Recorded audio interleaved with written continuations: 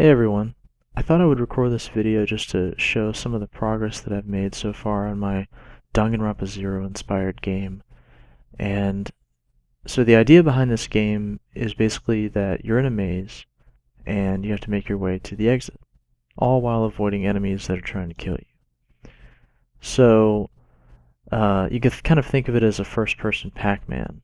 So essentially what this is this is a prototype maze that I constructed out of just cubes that I stretched together, and this is absolutely no representation of the final game. I'll show you basically what the corridors are going to look like in the final game in just a minute, but this was something I constructed really early on just to get a maze going, so I'd have a kind of a testing ground to test out my AI.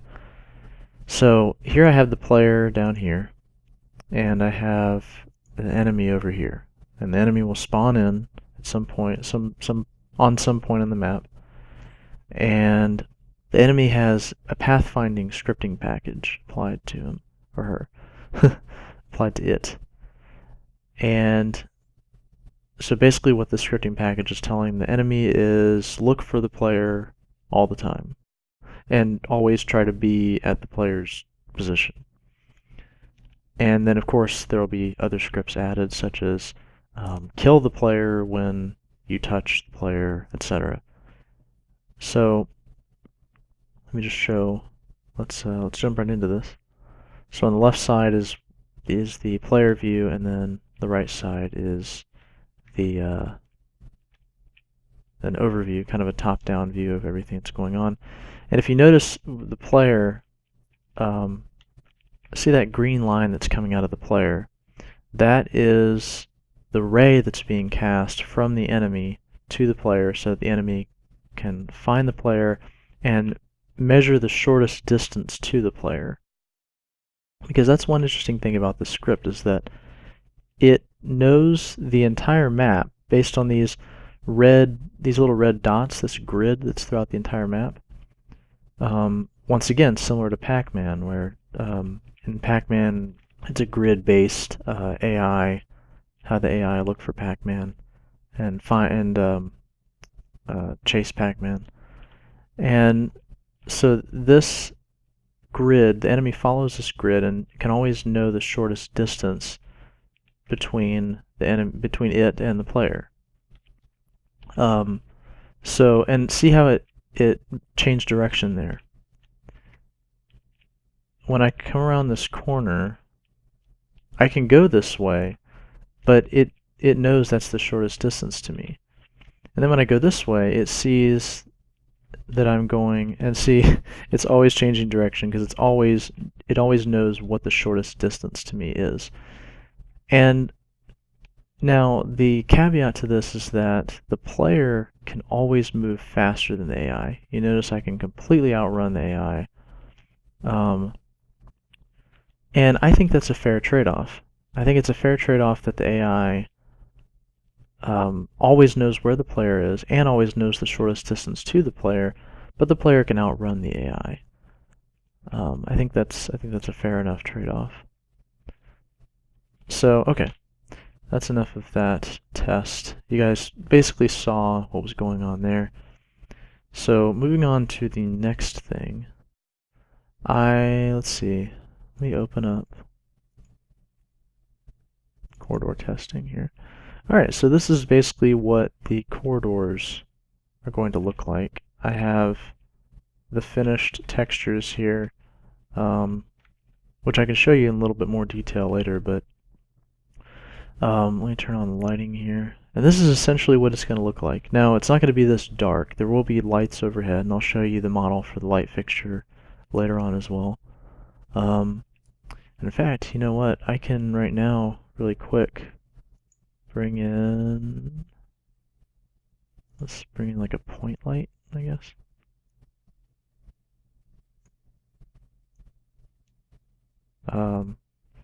I mean, this is like essentially what the lighting is going to look like. Honestly, I mean, I'm going to have a light fixture overhead, which again, I'll show you the model in a minute. And honestly, what I'll probably do is I'll just put a point light where the light fixture is going to go in the middle of the hallway, and it'll just look basically like this. Maybe not quite this bright, but it'll be basically like that. So alright. And then on the left side you can see basically what the gameplay would look like. See, I'm moving here, and then there's the AI coming after me, so I'd head back this way. And I might work on that a little bit. They might get stuck on walls sometimes, but I got nowhere to run here. But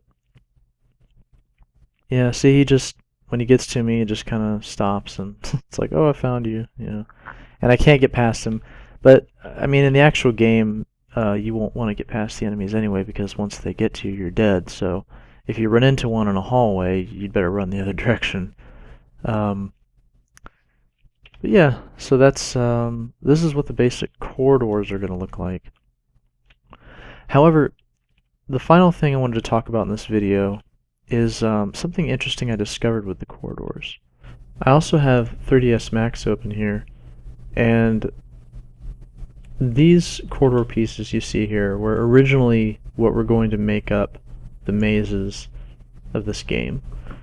I had the cross piece, the T shape, the single corridor, and the L shape, and I made these pieces and I was like, yeah, this should be good. These should all work to make mazes.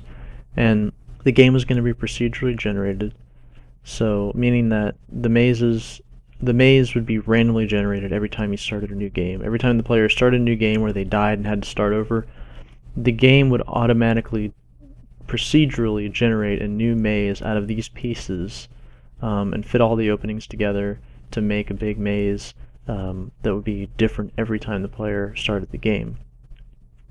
As a side note, I have dropped the procedural generation. I might try to do it in the future, but I've dropped it for now because it's looking into procedural generation in Unity and how I would do that. It is going to be a little bit too difficult for me right now. I'm not that experienced in Unity as it is, so I think I'd rather save something like that for the future. Either for a future game or sometime down the line for this game, maybe. I could update this game, whatever the case may be. But for right now, what I'm going to do is I'm just going to make my own mazes. Alright, back to what I was talking about. These corridor pieces originally were going to make up the maze, but what I discovered, going back to Unity here, was that we have an issue here of non-uniformity. So here's single corridor pieces, they're all uniform, they're good. But then you get to this shape, and this hallway, these pieces are not uniform. They're not uniform with the single corridors, they're not even uniform with the other non-uniform shapes. This cross shape isn't uniform with other shapes. They're not a uniform length and width comparatively.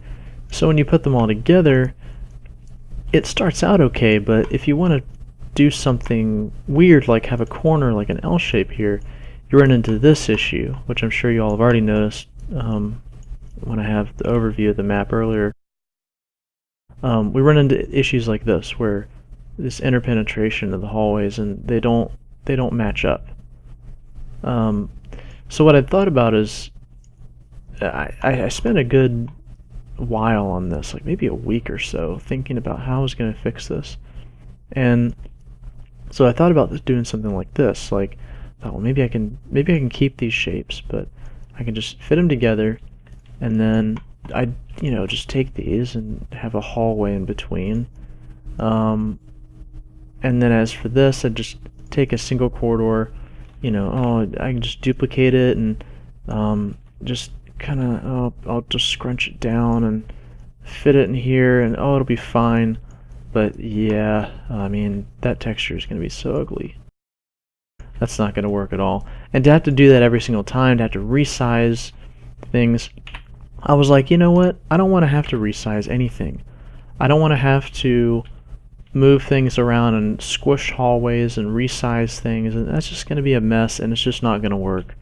It's going to make the textures look awful, and it's just going to be a mess. an absolute mess. And as it is, I mean, these models that I've pre-made in 3ds Max, these textures have been stretched. And they don't even look that great. So I said, you know what? Alright, we're going to say bye-bye to all of these, and I'm going to come up with something completely different.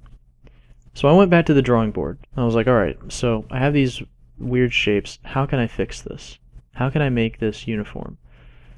So I started off by saying, well, how can we fix the L shape? Maybe the L shape is the problem. So I took apart the L shape back into its base parts, single corridor, and then this piece with a doorway. And I was like, well, maybe I can do this. And I spent several hours one day just working on the L shape, and I was like, well, maybe we can have an L shape like this, where there's this doorway, and then we move things around, but you still run into the issue of having to squish things. And so not only will the textures be squished, but you also have this issue. The doorways start getting squished.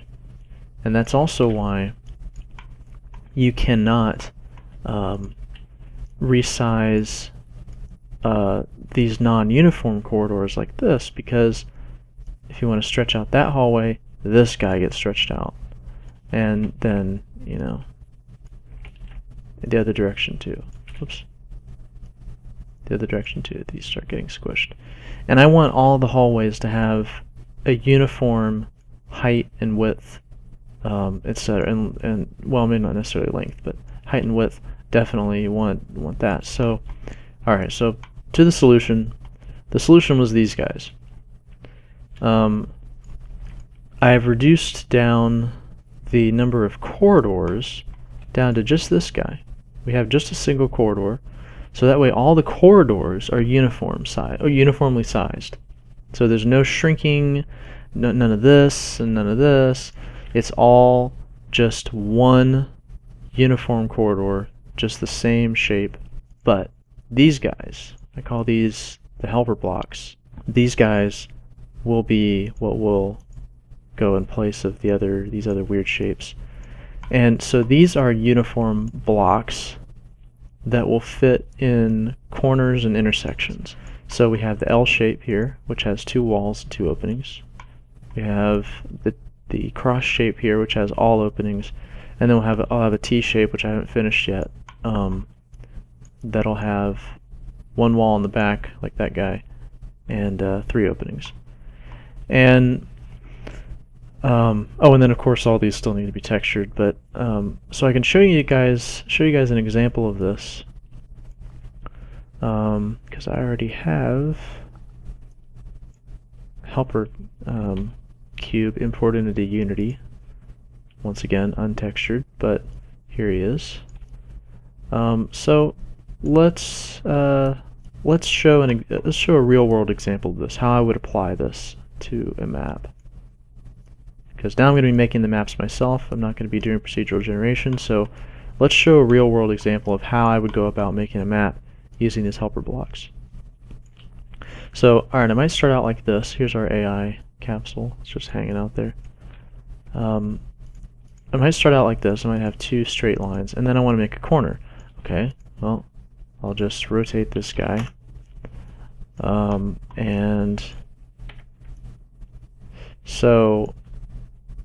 for right now, I'm just gonna, for the purposes of this video, just to save time, I'm gonna just put the blocks, just gonna kind of fit them up to each other like this, not perfectly. But when I actually make maps, I'm actually going to use vertex snapping, so that the faces line up the openings line up perfectly with each other, and there's no seams or anything. And I'm also going to make sure that, I might have mentioned this earlier in the video, I can't remember, I'm also going to make sure that the textures blend smoothly together, because I'm not sure that they do that right now, but I'm certainly not here, but okay. So again, I would have a corner here. Let's say I wanted to make an L shape there, and then let's say we take this hallway, and boom. So we've got an L shape here. So let's say we're going to use, since I only have this one block imported, let's just say that it's all of the blocks. Let's say it's also, it's not just the L shape, let's say it's also the T shape and the cross shape. So let's say I duplicate this, and let's say now I want to make a cross shape. So I want to have a four-way intersection here. So let's say there's an opening here and an opening there. And so I would just take, I could take, you know, these pieces, and then I'd have a hallway that goes this way. I could have a hallway that goes this way. All by just duplicating these corridors, I can create completely new types of corridors with these helper blocks. So, and alright, let's go ahead and do an example of the T shape as well. So I duplicate that, and then fit, let's get it. Let's say the wall is right here, or no, let's say it's a dead end here on the end, and so we have paths going this way, and then paths going this way, and they snake out, you know. Then there's, and you just have this huge, just imagine like this huge maze, like just with all these little helper blocks connecting single straight corridors going all over. One final thing I wanted to show before signing off on this video is, as I promised earlier, I would show the light fixture model, and this is it. This texture is definitely not final. These splotches, I was just testing out different brushes in Photoshop. They don't look very good, but I do like this kind of off-white color of the metal here of the fixture, so I'll keep that. And I mean, these look really good.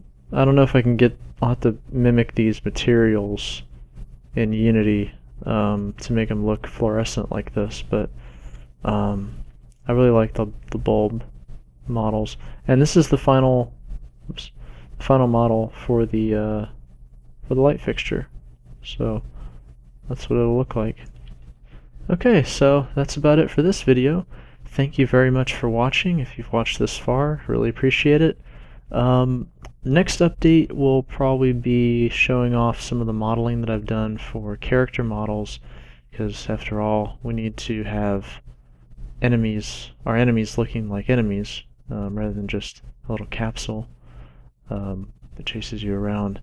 So I'll have those modeled and hopefully textured as well, and that's going to be quite a process, but I'll get through it, and rig those as well, and then animate them.